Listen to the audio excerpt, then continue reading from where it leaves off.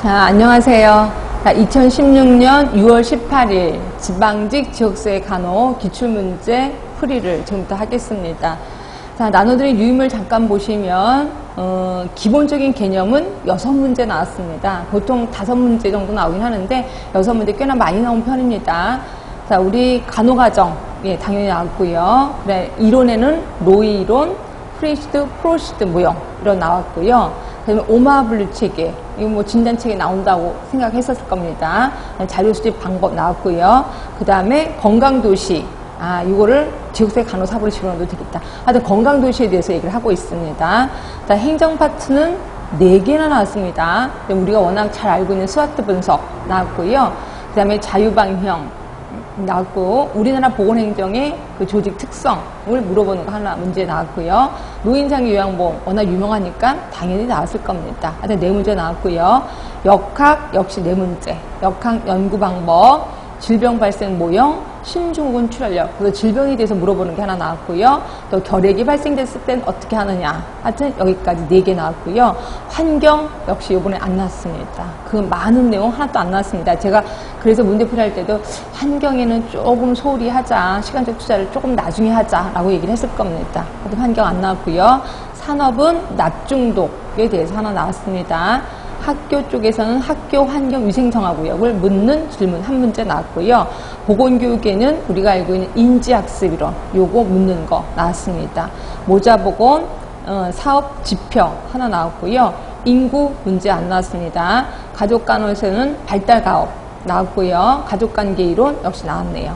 자, 이런 식으로 해서 모두 20문제. 그래서 대응 보시면 환경 안 나왔고요. 인구 쪽 안 나왔고, 그렇지? 그래서 요 2개 정도가 안 나왔고 나머지는 다 나왔다라고 생각하시면 되고요. 전체적으로 문제는 그렇게 어렵지 않았어요. 정말 쉬웠습니다. 그래서 여기에서 요번에 이 지역사회 간호에서 하나라도 실수를 하면 힘들겠구나라고 느끼시면 될 것 같아요. 일단 들어가도록 할게요. 자, 1번 보시면 환자 대조군 연구예요. 우리 환자 대조군 연구하면은 환자 대조군. 자, 요거는 제일 가장 큰 장점이 뭐였었냐면 희귀성 질환 또는 만성 퇴행성 질환을 연구하는 데 가장 좋은 역학이다라고 얘기를 했을 거예요. 그래서 봤더니 1번에 희귀한 질병을 연구하는 데 적합하다라고 얘기를 하고 있죠. 그래서 답은 1번 금방 나왔을 거고요. 2번 같은 경우 보세요. 질병의 자연산화 규모를 모를 때 시행하는 첫 번째 연구하면 대부분 첫 번째 연구는 기술 역학을 얘기하는 거고요. 세 번째, 질병과 발생 요인 간의 시간적 선후 관계를 명확하게 조사할 수가 없는 게 환자 대조군이죠. 명확하게 조사할 수 있는 건 뭐예요? 그렇죠. 코호트 연구를 얘기하는 거고요. 자, 4번째입니다. 질병 발생률과 비교 위험도를 산출하는 데 적합한 거. 자, 발생률과 비교 위험도를 산출하는 데 적합한 거는 환자 대조군이 아니라 뭐예요? 코호트 연구다라고 생각하시면 됩니다. 답은 1번이고요. 자, 2번입니다. 다음에 해당하는 질병 발생 모형은, 자, 질병 발생을 인간과 환경과의 상호작용의 결과로 설명하고, 여기에 이 문장만 갖고도 금방 나올 수가 있겠죠? 또 질병에 대한 원인 요소들의 기여 정도에 따라 면적의 크기를 다르게 표현함으로써 우리가 알고 있는 수레바퀴 모형을 얘기하는 겁니다. 자, 유전적 소인을 갖고 태어난 요인들, 그리고 바깥을 둘러싸고 있는 세계의 환경, 기억하실 거예요. 그래서 여기 안에는 인간, 그렇지, 인간이 있고 바깥에는 환경이 있는 거죠. 그래서 환경 크게 3가지가 있었습니다. 하나는 생물학적 환경, 또 하나는 사회적 환경, 그다음에 또 하나는 물리학적 환경. 그러면서 제가 그런 말을 했을 거예요. 요 3개의 면적은 고정된 게 아니다. 그래서 내가 만약 예를 들어서 감기균에 좀 약해, 바이러스에 약해, 그러면 생물학적 여기 원인이 좀 커지는 거다. 이렇게 생각했고, 내가 유전적인 소인을 갖고 태어나서 정신적인 정신질환의 그 소인을 갖고 태어난 사람이에요. 근데 사회적으로 스트레스를 많이 받아서 정신분열증 환자가 됐어. 그럼 요 사회적인 면적이 좀 커질 거다라고 얘기를 했었을 겁니다. 그래서 답은 수월하게 3번이라고 고를 수 있었을 것 같고요. 자, 그럼 3번째입니다. 자, 우리 평가, 시험도 좀 자주 나오는 거 기억하실 거예요. 구조, 과정, 결과 평가로 평가한다면 과정평가에 해당되는 것은, 그래서 보시면 구조는 투입 쪽이라 그랬습니다. 과정은 말 그대로 과정이고 결과는 결과. 그래서 느낌으로라도 1번 보시면 절주 프로그램 참여율 파악. 이거는 당연히 과정평가죠. 그렇지? 두 번째 보시면 고위험 음주율 변화 비교. 이거는 결과 쪽일 겁니다. 변화니까. 네, 세 번째 보시면 음주와 건강에 대한 지식의 변화를 비교했대요. 이것도 역시 변화를 비교한 거니까 결과평가 쪽에 속하겠죠. 네 번째, 절주 프로그램의 비용 효과성 분석. 이것도 당연히 결과평가 쪽이 될 겁니다. 그래서 답은 1번으로 하시는 게 좋고, 이거 유의물 잠깐만 볼게요. 유의물을 보시면 박스가 하나 있을 겁니다. 구조평가, 이런 걸 잘 써놨고요. 네, 과정평가, 거기 써있지요. 예, 그리고 결과평가, 이 정도로 보고 있습니다. 그래서 이미 다 아시는 거라서 답은 1번 넘어갑니다. 자, 4번이요. 자, A씨가 아래와 같은 증상을 호소했대요. 의심되는 중독은 수면장애 피로감, 이거 갖고는 잘 모르겠습니다. 자, 손처짐을 동반한 팔과 손의 마비. 우리가 알고 있는 수은은 진전, 떨림인데 이거는 마비 쪽입니다. 자, 근육통과 식욕부진, 이거 갖고도 잘 모르겠죠. 빈혈. 예, 그러니까 빈혈의 가장 키포인트가 될 겁니다. 결국, 자, 보세요. 크롬 하면은 비중격 천공이라는 게 꼭 들어가야 돼. 근데 없으니까 일단 아니고, 수은 하면은 진전이라는 말이 들어가야 되는데 이것도 아니야. 그러니까 이것도 아니에요. 자, 카드뮴 하면은 우리가 알고 있는 이따이 기억하실 겁니다. 그거에 대한 설명은 또 아닌 것 같죠. 예, 그래서 당연히 하나 남아있는 납중독이 답이 될 거다. 그래서 빈혈이 있고요. 우리는 납중독에서 이렇게 손처짐, 물 동반한 손과 팔의 마비 이렇게 배우진 않았고 근무력증이라고 배웠을 겁니다. 그래서 요거에 대한 얘기를 하는 거고 답은 1번. 그래서 요거는 다른 것들을 다 제하고 나면 납밖에 남지 않아서 납인가 보다라고 유추를 좀 하셨어야 된다 하시면 됩니다. 이제 5번이요. 호흡기 계통으로 병원치가 침입해서 그럼 일단 소화기계는 아니라는 거지. 그래서 봤더니 콜레라, 비형 간염, 장티푸스는 이건 소화기 계통이잖아요. 그래서 하나 남아있는 신중근 출혈이 답일 수밖에 없겠구나라고 역시 유추 해석하셨을 겁니다. 답은 4번. 자, 이것도 유의물 잠깐만 볼게요. 자, 아까 문제 4번의 수은하고 납, 이걸 비교하는 거 우리 연습 문제 하면서 풀었었을 겁니다. 그래서 이것도 역시 한번 제시했어요. 옆에 답도 있으니까 문제 푸시면서 같이 공부, 연습도 좀 하시라고 거기 써놨습니다. 수은하고 납을 보시면 대부분 수은하면 설사 쪽이라고 얘기를 했고요. 납하면 변비 쪽입니다. 그래서 변비니까 복부팩 많이 오고 그 다음에 굉장히 많이 아프다. 그래서 콜리키페인, 산통이 있을 거다라고 두 개를 좀 구분했고요. 그리고 대부분 얘네가 들어와서 우리 몸에 뇌에 축적이 되면 수은 쪽이고 납은 뼈에 축적이 된다라고 얘기를 했을 거예요. 그리고 소변 중에 코플로폴필린이라는 게 검출이 되면 납이고 그다음에 진전, 안검, 혀, 손가락이 이제 근육 진전이 있다라는 게 이제 수은 쪽이었고요. 나머지 다 써놨으니까 보시면 될 것 같아. 자, 그다음에 5번에 보시면 가을철에 유행하는 3가지 질병이 있었습니다. 이게 뭐냐면 쯔쯔 가무시, 신중근 출혈열, 요게 우리가 알고 있는 유행성 출혈열을 얘기하는 거고요. 렙토스피라가 있습니다. 대부분 요 3개가 쥐하고 좀 관련이 있는 거지요. 자, 그런데 감염 경로를 잠깐 보세요. 쯔쯔 가무시는 그러니까 진드기한테 물렸을 때, 렙토스피라는 설치류의 배설물. 그러나 신중근 출혈열은 호흡기 전파입니다. 그래서 여기 문제 보시면 호흡기 계통으로 병원체가 침입해서 이렇게 돼 있잖아요. 그래서 답은 신중근 출혈열이 맞고요. 요 3개 다 사람에서 사람으로 옮겨지진 않는다는 건 알고 계실 겁니다. 예, 그렇게 해서 답은 4번이었고, 자, 6번 볼게요. 자, 로이의 적응이론 하면은 기억하실 겁니다. 로이의 적응이론의 이 원인 쪽에 해당되는 거, 그러니까 자극 쪽에 해당되는 거 기억하시죠? 자, 자극 요인 하면은 크게 3가지가 있었던 것도 기억하실 거야. 초점 자극, 그 다음에 잔여 자극, 그 다음에 잔여 자극 좀 이따 쓰자. 연관 자극, 잔여 자극. 크게 3가지가 있었던 거 기억하실 겁니다. 초점 자극은 가장 큰 사건을 얘기하는 거죠. 가장 큰 사건. 연관 자극은 큰 사건으로 인한 행동의 변화. 그러니까 행동의 변화니까 결국 관찰이 가능하다라고 표현을 했고요. 자, 잔여 자극은 행동 관찰할 수는 없지만 그 사람한테 있는 무슨 신념, 성격, 자기 효능감 이런 것들을 얘기를 하고 있었고 이거는 관찰이 불가능하다라고 표현을 했었을 겁니다. 요거에 대한 것만 알고 계시면 금방 답을 고를 수는 있었을 거예요. 자, 볼게요. A씨는 당뇨병 진단을 받았다. 자, 진단받으니까 가장 큰 사건이죠. 초점 자극이 되는 거죠. 그 다음 2번째는 A씨는 당뇨 시기 유익성에 대한 신념이 부족하대요. 그러니까 신념, 성격 모두 뭐예요? 자녀 자극이죠. 네, 그래서 답은 2번이 되는 거고요. 3번 A씨는 혈당 측정에 대한 근심으로 불면증을 호소한대요. 예, 잠을 못 자는 거죠. 불면증. 이거 관찰 가능하지요? 그러니까 이거는 연간 자극에 해당이 되는 거고, 그 다음에 A씨는 장기간의 투병으로 재정적 어려움이 크다고 호소한다.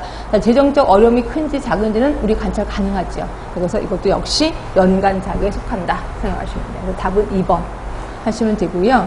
자, 그 다음에 7번입니다. 스와트 분석 또 나왔습니다. 자, 스와트 분석의 전략 수립에 대한 설명으로 옳지 않은 거. 자, SO 전략하면은 나눠드린 유형을 보시면 얘는 뭐야? 공격적 전략이죠. 시장 점유율 확장 전략이에요. 그래서 봤더니 자, 영역 시장을 확대하는 방향으로 이렇게 되어 있습니다. 당연히 맞는 얘기죠. 자, 두 번째 보시면 ST 전략이에요. 자, ST 전략은 뭐냐면 차별화 전략이거든요.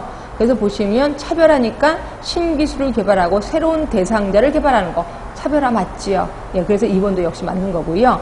그 다음에 WO 전략. 자, WO 전략은 약점을 극복함으로써 결국 방향 전환 전략, 약점 극복 전략이거든요. 그래서 봤더니 기존 사업을 철수, 신사업의 개발 확산. 이게 좀 다른 겁니다. 그럼 어떻게 해야 돼? 구조 조정하는 거죠. 또는 혁신 운동을 해야 되는 거죠. 구조 조정이나 또는 혁신 운동을 해야 되는 게 WO 전략. 그래서 약점을 극복해야 된다 하시면 되고요.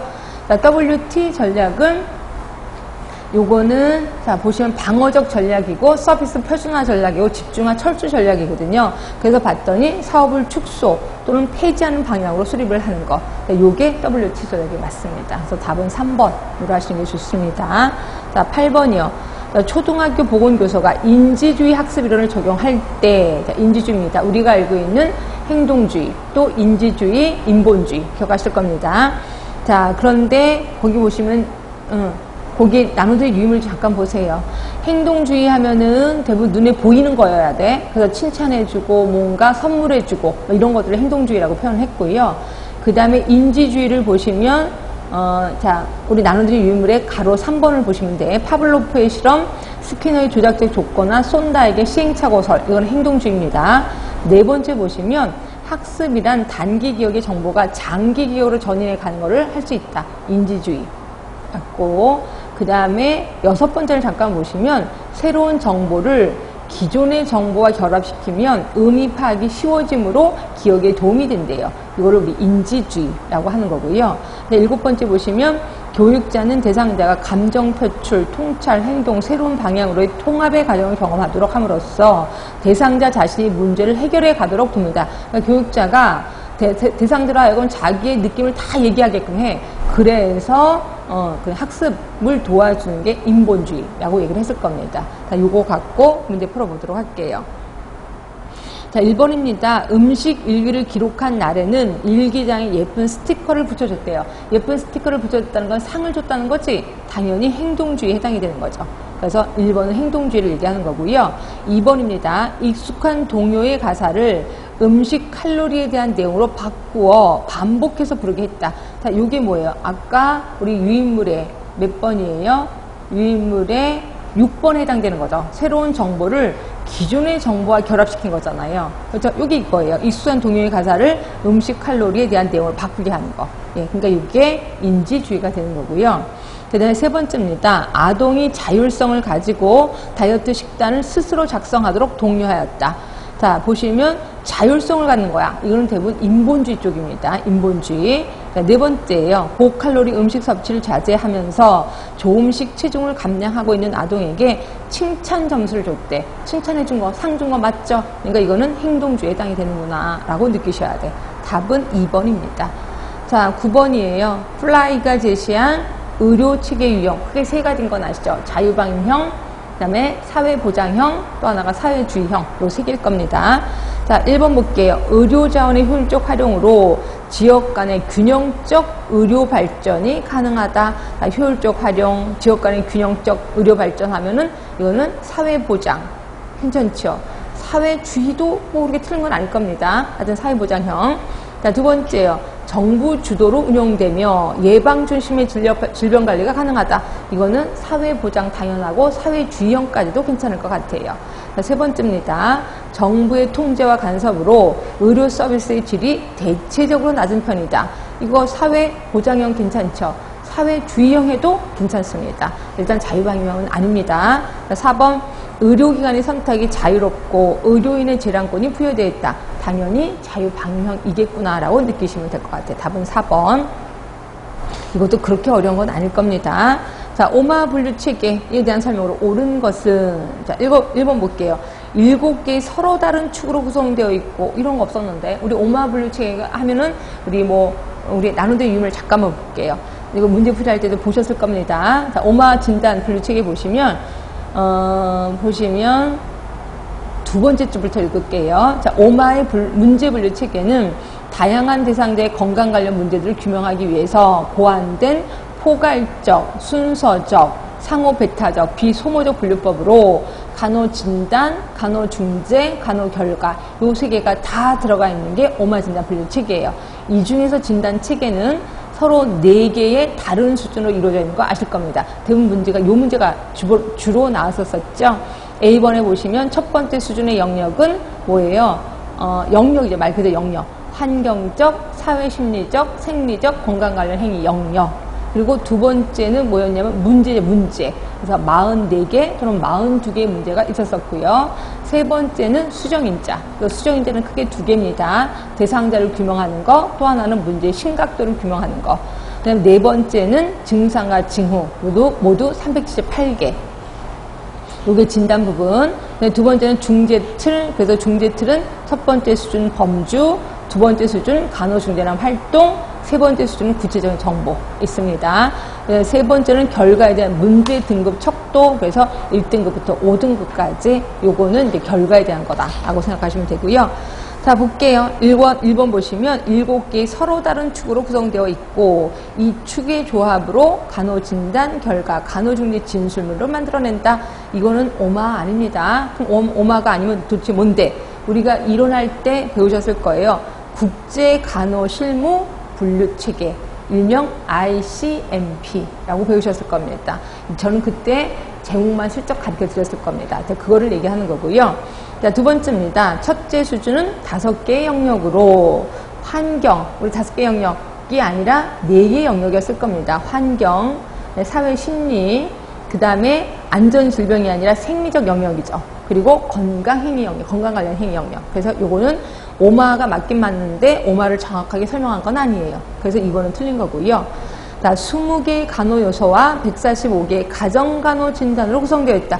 이거는 잘 몰라도 느낌을 알겠다. 가정간호 진단이니까 이거는 가정간호 분류 체계를 얘기하는구나 라고 생각하시면 되는 거고요.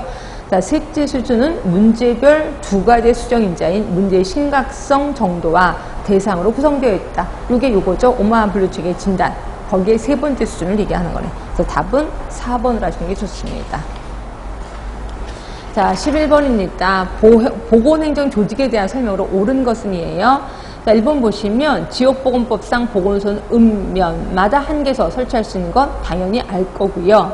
다만 지역 주민의 보건 의료를 위해서 특별히 필요하다고 인정되는 경우에는 필요한 지역에 지소를 설치 운영하거나 여러 개의 보건소를 통합해서 설치 운영할 수 있다. 많이 들어본 문장일 겁니다. 맞는 겁니다. 자, 2번 보건복지부는 국민의 보건 향상과 사회복지 증진을 위해서 중앙행정조직으로 보건소에 대한 인사권, 예산권을 가지고 있는 게 아니라 뭐를 갖고 있어요? 사업감독권을 갖고 있는 거죠. 그럼 인사권, 예산권을 갖고 있는 사람은 누구세요? 예, 행정자치부 장관이다. 하여튼 행정자치부가 인사권, 예산권을 갖고 있다라고 이미 알고 계실 거고요. 자, 세 번째입니다. 지역보건법상 지역 주민의 건강을 증진하고 질병을 예방 관리하기 위해서 시군구에 자, 보건복지부령 아닌 거 아시죠? 대통령령으로 정하는 기준에 따라 해당 지방자치단체 조례로 보건소를 설치한다. 그래서 제가 무슨 뜻인지 몰라도 맨날 외우라고 했었던 거 기억하실 겁니다. 대통령령 지방자치단체 조례 기억하실 거고요. 자, 네 번째입니다. 농특법상 보건진료 전담 공무원의 자격은 의사면허 아니고 당연히 아시죠? 간호사 또는 조산사의 면허를 가진 사람이어야 된다. 아실 겁니다. 답은 1번 하시면 되고요. 이것도 혹시 모르시는 사람 있을까봐 거기 유인물은 좀 써놔봤으니까 보시면 될 것 같아요. 제가 1번은 드리지 않을게요. 자, 12번입니다. 지역사회 간호사가 지역의 환경이나 생활상을 신속하게 파악하기 위해서 걷거나 자동차를 이용해서 관찰하는 자료수집하고, 이것도 아주 쉬운 문제죠. 자, 걸어, 그리고 또는 걷기 귀찮아하고 상거리나 사거리 같은 데 앉아서 지나가는 사람 왔다 갔다 해서 그게 보는 거. 그럼 차가 있다면 차 타고 쭉 한번 훑어보는 거. 이게 뭐예요? 차창밖 조사를 얘기하는 거죠. 그래서 답은 2번이고요. 자, 13번입니다. 이것도 아주 쉬운 문제죠. 자녀들의 사회화 교육이에요. 그러니까 자녀들이 집안에만 있다가 바깥으로 나가는 거죠. 학교를 간다든지 이런 것들입니다. 또는 학교를 가는 것도 있지만 또는 뭐예요? 유치원 같은 거 하는 거. 대부분 학년 전개에 해당이 되는 거죠. 답은 2번이고요. 그 다음 14번입니다. 학교 환경위생 정화구역의 설치 관리에 대한 설명. 뭐 이런 것들은 우리 뭐 맨날 연습했던 것들이니까. 자, 첫 번째, 학교의 절대 정화구역이든 상대 정화구역이든 이 정화구역을 설정하는 사람이 누구세요? 예, 당연히 교육감이죠. 그리고 교육장이 그걸 위임하기도 합니다. 위임받기도 합니다. 하여튼 교육감이 설정을 한 후 누구한테 알려줄까요? 그렇죠. 시군구청장에게 알려야 되는 거죠. 근데 일본은 전혀 다른 거니까 틀린 거지. 자, 2번입니다. 초등학교, 중학교 간에 정화구역이 서로 중복이 되면 누가 한다고? 예, 초등학교장이 관리를 합니다. 그런데 만약에 초등학교와 유치원이라면요. 당연히 유치원 아닙니다. 그거는 그 상급이 하고 있다. 예, 그건 아실 거예요. 일단 답은 2번이 맞을 거고요. 3번 상대 정화구역은 학교 출입문으로부터 아닌 거 아시죠? 뭐예요? 학교 경계선으로부터 직선거리로 200m까지 중 절대 정화구역을 제외한 지역으로 한다. 그래서 여기는 두 군데가 틀렸습니다. 네 번째 보시면 학교 간의 절대와 상대 정화구역이 서로 중복이 됐어. 그럼 누가 관리해요? 당연히 절대 정화구역이 설정된 학교장이 이를 관리한다. 그래서 답은 2번이 맞습니다. 자, 15번입니다. 프린시든 프로시드 모형에서 되게 중요한 네 번째 단계 나옵니다. 교육적 또는 조직적 진단 단계 또는 생태학적 진단 단계에서 제시한 영향 요인을 물어보고 있습니다. 자, 일단 모르신다면 그 유인물을 좀 보세요. 성향 요인 있고요. 그 다음에 촉진 요인 있고 강화 요인 있습니다. 그렇죠? 이미 다 아시는 걸 거야. 그래서 그 사람이 갖고 있는 지식, 태도, 성향 요인. 자, 촉진 요인 하면 무조건 기술 자원. 네, 이거 얘기하라 그랬고, 강화 요인 하면은 친구들의 뭐 반응, 이런 것들, 도움, 뭐 사회적인 지지, 이런 것들을 강화 요인이라고 얘기를 했고요.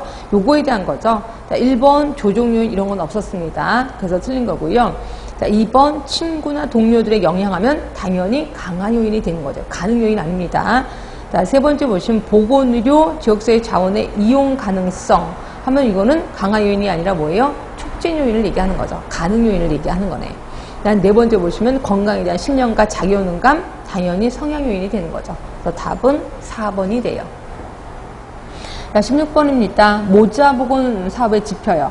자, 알파 인덱스 기억하시나요? 영아 사망수와 모성 사망수 아닌 거 아시죠? 뭐예요? 신생아 사망수의 비를 나타낸 거다. 그래서 신생아 사망수분의 영아 사망수라고 얘기를 했었을 거고요. 자, 영아 사망률은 해당 연도의 출생아 수 1000명에 대한 동일 기간에 대한 1세면의 사망한 수를 얘기한다. 맞죠? 영아 사망수. 그러니까 이거 맞아요. 그 다음에 주상기 사망률. 자, 주상기 사망률은 나눠드린 유의물을 보시면 알 수 있을 거예요. 주상기 사망률은 77이라고 했을까요? 7개월. 뱃속의 아기가 7개월서부터 태어나서 7일 이내. 그래서 77 하시면 되고요. 그러니까 8일 미만이니까 7일 맞습니다.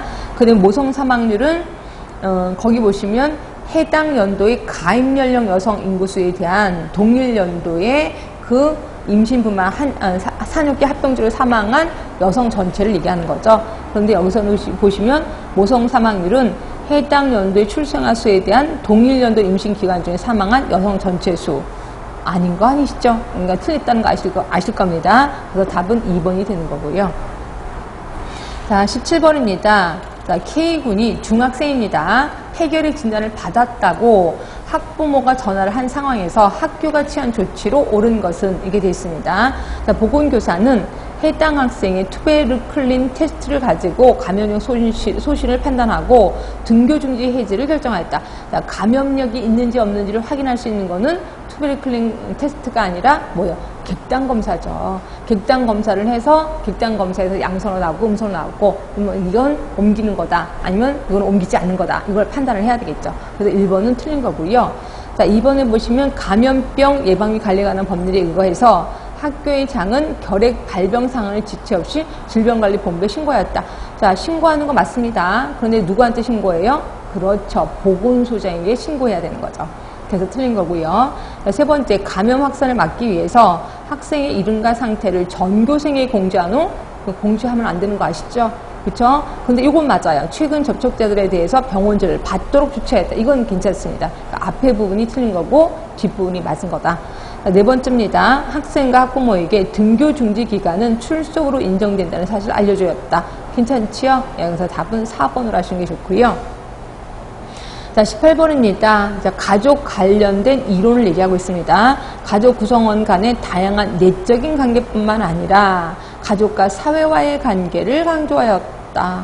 이거를 보면 체계 이론 같기도 합니다. 그렇죠? 자, 두 번째, 가족 사회 연계 및 가족 강화를 통한 사회 체계 안정에 주안점을 뒀대요. 자, 두 번째 문제를 보시는 순간, 요건 체계 이론은 아닌데라고 느끼셔야 돼요. 왜? 사회 체계 안정에 주안점을 둔 거잖아. 가족 따위는 신경을 쓴 거 아니야. 그렇죠? 사회 체계에 포커스를 뒀다라고 생각하시면 되고요.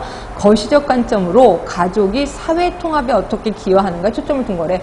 아, 이건 확실히 체계 이론은 아니네. 사회 통합에 어떻게 기여하는가에 초점을 둔 거. 우리가 알고 있는 구조 기능 이론을 얘기하는구나 라고 생각하시면 돼요. 답은 3번이고요.